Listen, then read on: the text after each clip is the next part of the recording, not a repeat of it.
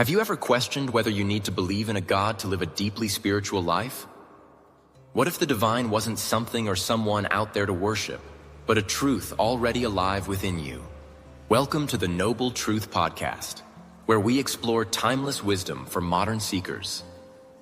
In today's episode, we take a journey into one of the most radical spiritual revolutions the world has ever known. Buddhism, the religion without a god, the revolution of Buddha's path.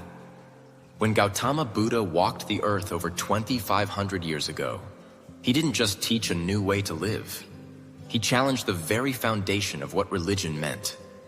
In a world filled with rituals, prayers to unseen deities, and temples devoted to gods who demanded worship, the Buddha stood silently under a Bodhi tree and found something extraordinary, not outside but within. He created a religion that did not revolve around a creator god. Instead, it revolved around you. The Buddha taught that the divine isn't a being in the sky, but a quality of awareness in the heart. He didn't reject spirituality. He redefined it. He pointed inward, saying, "Be a light unto yourself." This was a spiritual revolution. No priests, no holy middlemen, no fear of divine punishment. Instead, there was silence, mindfulness, and the invitation to awaken. Not godless, but godly. So, do Buddhists believe in God? The simple answer is no, not in a creator God. But does that make Buddhism atheistic? Not quite. What Buddha discovered in his enlightenment was not a supreme being watching over us, but the luminous truth that everything is sacred. The universe itself, in its interdependence, its stillness, its constant change, is divine. As historian H.G. Wells once said, Gautama Buddha is perhaps the only godless man, and yet, so godly. Buddhists don't pray to God to fix their problems. They meditate to understand the roots of their suffering. They don't seek forgiveness from above. They seek transformation from within. There is no savior in the sky. There is a path, and you walk it. The power of inner responsibility. In most religions, faith is surrender. In Buddhism, faith is confidence built on direct experience. The Buddha never asked his followers to believe in his words blindly. He told them to test everything, like gold in fire. What kind of teacher tells his students not to follow him? A true one. Buddha didn't want followers. He wanted fellow travelers. He warned against personality worship. Even his final words were not about himself, but a reminder. All things are impermanent. Strive diligently for your own liberation. This is the power of Buddhism. It hands you the mirror, the compass, and the tools, but never the chains. Freedom over faith. The Buddha was not a preacher. He was a liberator. Where other faiths build temples of belief, he built a path of direct knowing. He saw that human beings are not saved through belief, but awakened through wisdom. He saw how fear of divine punishment enslaved people and how rituals often distracted from the real work of awakening. He asked, "Can you just sit? Can you be still?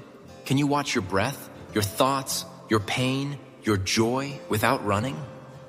Because in that stillness, something extraordinary happens. You begin to see the truth. Not the one someone tells you, but the one that rises like the sun from within. The sacred art of questioning. One of the most beautiful aspects of Buddhism is its respect for questioning. In his final hours, Buddha gave his disciples not a commandment, but a space for inquiry. He asked 3 times if anyone had doubts, not once. 3 times. And still, no one spoke. Not because they were afraid, but because they had been taught to ask everything earlier. Buddha welcomed questions. He encouraged critical thinking. He celebrated doubt when it led to deeper understanding. This makes Buddhism not just a spiritual path, but also an educational one. The Buddha taught people how to think, not what to think. He used what modern psychology might call metacognition, teaching people how to ask better questions, how to reflect, how to discern between useful and useless inquiry. He divided questions into 4 types: those that should be answered directly, those that require clarification, those that need to be questioned back, those that should be set aside. Why? Because not all questions lead to truth. Some just create confusion, some distract.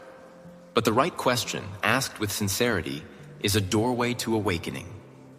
The role of compassion in a godless path. Without a God to please, why be moral? Why be kind? Here's where Buddha's path becomes even more beautiful. He didn't teach morality as obedience. He taught it as wisdom. Compassion wasn't a commandment. It was a fruit. The more you understand suffering, the less you want to cause it. The more you touch stillness, the more naturally love arises. Buddha taught that compassion should come before enlightenment. Why? Because once someone awakens, they might be so immersed in bliss that they forget others. But if their heart was trained in compassion first, then that enlightenment becomes a light for others. That's what makes a Buddha not just enlightened, but a teacher.